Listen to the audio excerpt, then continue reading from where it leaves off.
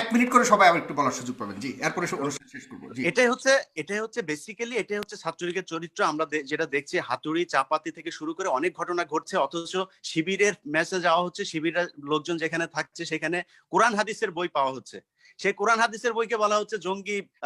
ভাই শিবির নিয়ে আসলে বললেন না ইলিয়াস ভাই, একবারে ব্রাশ ফায়ার করে আপনি 8 জনকে মেরে ফেলছেন, আপনার তো এটা নিশ্চয়ই মনে আছে।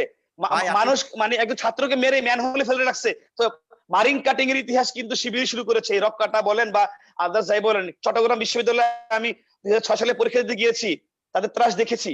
আমি কেন সেরা জিন্স পরেছি এর জন্য আমাকে নিয়ে র‍্যাক দিয়েছে। আমারে ভাই প্লিজ ইতিহাস চট্টগ্রাম বিশ্ব ভাই আমাকে নিশ্চিত করে যাব।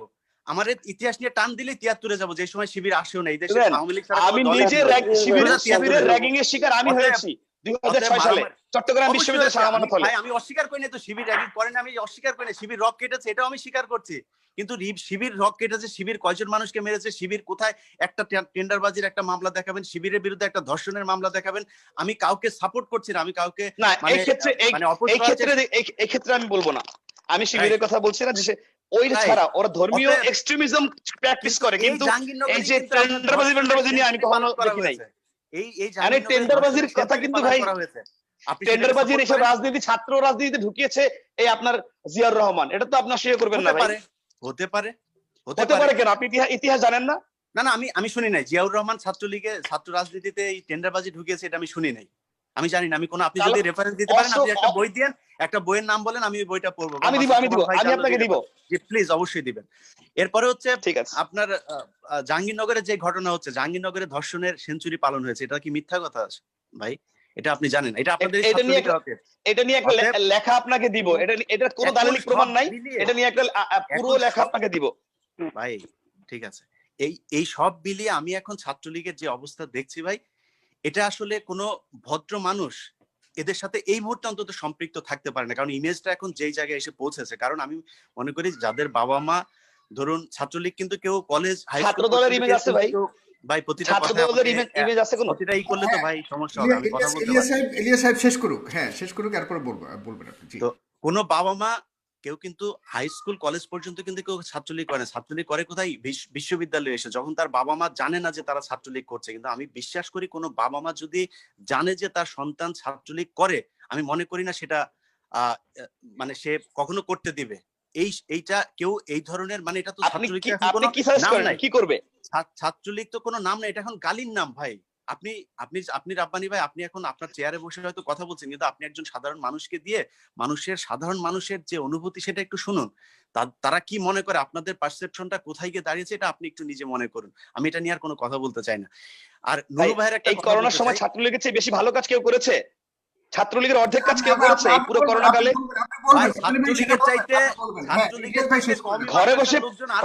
ঘরে বসে কথা বলা আর মাঠে গিয়ে কাজ করা অনেক ডিফারেন্স। ছাত্রলীগের চেয়ে এরকম রিস্ক নিয়ে অনেক বেশি ভালো কাজ। এভাবে কাউন্টার রিকাউন্টার চললে প্রোগ্রাম বোধহয় আজকে শেষ হবে না। একটু কাউন্টার রিকাউন্টার না করে শেষের দিকে যাই আমরা।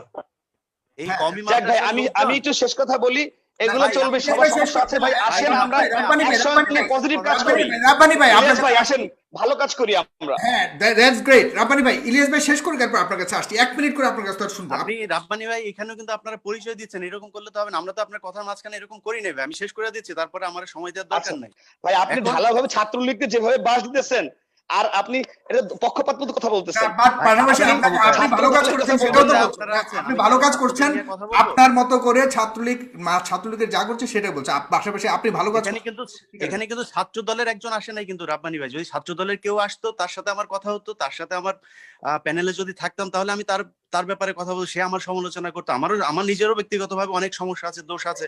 আমি অনেক সময় প্রত্যাশা বেশি আপনার কাছে, যে কারণে আপনার উপরে বেশি। সাগর ভাই, শাসন করা তারই সাথে সোহাগ করেছে, এই কারণে আপনার চেয়ারটা দেখছেন, আপনার চেয়ারটা দেখে কিন্তু বোঝা যাচ্ছে আজকের প্রধান আকর্ষণ কিন্তু আপনি। অতএব আমরা কিন্তু সবাই আপনার কাছেই যাবো, এটা কিন্তু বুঝতে হবে আপনাকে। এখন নূর ভাইয়ের একটা কথা বলি ভাই, আবার নূরের পেছনের ইয়েটা দেখেন, নূরের পেছনের পর্দাটা দেখেন, এটার দাম কিন্তু বেশি না, 1300 টাকা হবে। নূর ভাইয়ের একটা কথা বলি, নূর ভাই বলেছেন যেটা নিয়ে সবচেয়ে আওয়ামী লীগ এখন ব্যবসাটা করে, যে মুক্তিযুদ্ধের মানে নেতৃত্ব দেয়া দল হচ্ছে গিয়ে আওয়ামী লীগ। আমি ইতিহাসের পাতা থেকে কোট আনকোট কিছু কথা বলি। স্বাধীনতার দলিলপত্র 590-91 নাম্বার পৃষ্ঠা। সেখানে মাওলানা ভাসানী ঢাকায় একটা জনসভা করেছে এবং সেই জনসভায় তিনি 71 সালে সেই জনসভায় তিনি 3 লক্ষাধিক মানুষের সামনে, যেটা 7ই মার্চের যে ভাষণ সেটা কিন্তু শেখ মুজিবুর রহমানের ভাষণ, যেহেতু অনেক সুন্দর করে তিনি কথা বলতেন সেটা সামনে এসেছে, কিন্তু এর বাইরেও কিন্তু সরাসরি স্বাধীনতার ঘোষণা দিয়ে অনেক কয়টা ভাষণ আছে আপনার এই মাওলানা ভাসানীর। এর মধ্যে একটা প্রথম ভাষণ যেটা হয় সেটা হচ্ছে 1957 সালের 10 থেকে 12 ফেব্রুয়ারি পর্যন্ত কাকমারি সম্মেলন হয়। ঐতিহাসিক সেই কাকমারি সম্মেলনে তিনি পাকিস্তানকে বলেছেন যদি এরকম চলতে থাকে তাহলে আসসালামু আলাইকুম। মাসুদ কামাল ভাই আছে আমার সিনিয়র সাংবাদিক, আমার কোনো তথ্য ভুল হলে আমাকে বলবেন। তো সেখানে তিনি বলার পরে সেই বছরেই 25শে জুলাই রূপমহল সিনেমা হলে ভাসানীকে নতুন দল গঠন করতে হয়েছে। কেন জানেন? কারণ ভাসানী তখন এই আওয়ামী লীগে ছিলেন এবং তাকে রাখতে দেওয়া হয় নাই। কেন? তিনি স্বাধীনতার কথা বললেন, এই জন্য তাকে দলে রাখা হয় নাই। তিনি বের হয়ে এসে তারপরে এই রূপমহল সিনেমা হলে 25শে জুলাই 1957 সালে নতুন দল গঠন করলেন। সেই দলের থেকেই তিনি ন্যাপ, এই তারপর থেকেই সেই ন্যাপ চললো। অতএব ভাসানী কিন্তু এরপরে যুদ্ধের কথা বলা হয়েছে। তারপরেরটা বলি, এরপরে শেখ মুজিবুর রহমানের সাহেবের সাথে ভাসানী সাহেবের অনেক ধরনের দ্বন্দ্ব হয়েছে, অনেক কিছু, এগুলো ইতিহাসের সবকিছু আপনারা জানেন।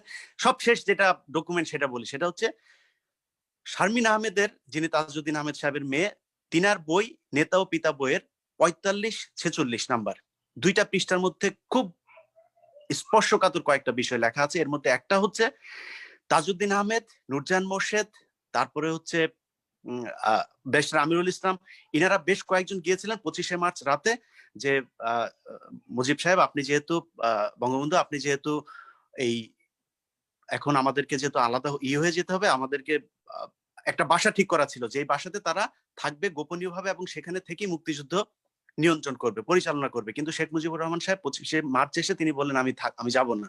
এরপরে বললো ওকে ঠিক আছে, আপনি যেহেতু যাবেন না, আপনি যেহেতু গ্রেপ্তার হবেন, তাহলে আমাদেরকে এই স্বাধীনতা ঘোষণাপত্র এটা আপনি পড়ে শোনান। আমাদের টেপ রেকর্ডার নিয়ে গিয়েছে, টেপ রেকর্ডারে পড়েন। আমি কিন্তু ইতিহাসের বই থেকে বলছি, ওনার বইয়ের 45-46 নাম্বার পৃষ্ঠা পড়লে আপনারা এগুলো পাবেন। সেখানে তিনি বলছেন না আমি টেপ রেকর্ডারে বক্তব্য দিব না।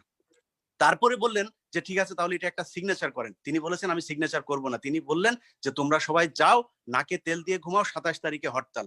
অর্থাৎ যেই 26 তারিখে শহীদ প্রেসিডেন্ট জিয়াউর রহমানের ভাষণের পরে যুদ্ধ শুরু হলো, সেই যুদ্ধটা কিন্তু শুরু হওয়ার কথা ছিল না। অনেকে বলছেন যে উনি ওনার পক্ষে, উনি সেটা ভদ্রতা দেখিয়েছেন, কিন্তু উনি না বললেও পারতেন। 27 তারিখ হচ্ছে হরতাল ছিল শেখ মুজিবের ঘোষণা অনুযায়ী। অতএব এই স্বাধীনতার নেতৃত্ব দেওয়া নিয়ে অনেক ধরনের প্রশ্ন আছে। সেই বইয়ের 196 নাম্বার পৃষ্ঠায় ব্যারিস্টার আমিনুল ইসলামের একটা সাক্ষাৎকার ছাপা হয়েছে। সেখানে তিনি বলছেন যে শেখ মুজিব সরাসরি, আমি কোট আনকোট পড়ছি এই লাইনটা, শেখ মুজিব সরাসরি মুক্তিযুদ্ধের সাথে কোনো লিঙ্ক রাখতে চাননি। উনি হয়তো একটি নেগোসিয়েশন চাচ্ছিলেন। শেখ মুজিব জানতেন তাকে হত্যা